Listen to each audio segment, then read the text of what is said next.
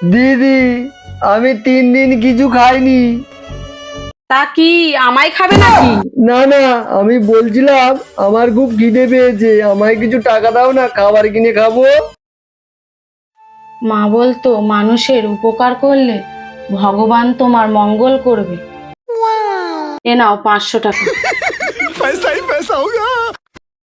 খাবার খেয়ে বাকি টাকা আমায় ফেরত দিয়ে যাবে। আচ্ছা ঠিক আছে দিদি। আমি এখানে দাঁড়িয়ে থাকবো, দিয়ে যাবে তো? হ্যাঁ হ্যাঁ, দিয়ে যাবো। যাও খাবার খেয়ে আসো, যাও। पैसा ही पैसा होगा। দিদি কি করে জানবে আমি খাবার খেয়েছি কি খাইনি? আমার কাছে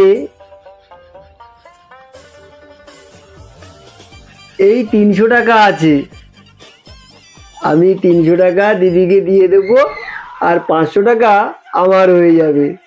रुको। দিদি, খেয়েছে তো ভাই? হ্যাঁ, এই 200 টাকা খেয়েছি আর 300 টাকা ফেরত এসেছে। পেট ভরেছে তো? হ্যাঁ দিদি, পেট ভরেছে। দেখেছো ভাই, যে মানুষের উপকার করে ভগবান তার মঙ্গল করে। হ্যাঁ দিদি।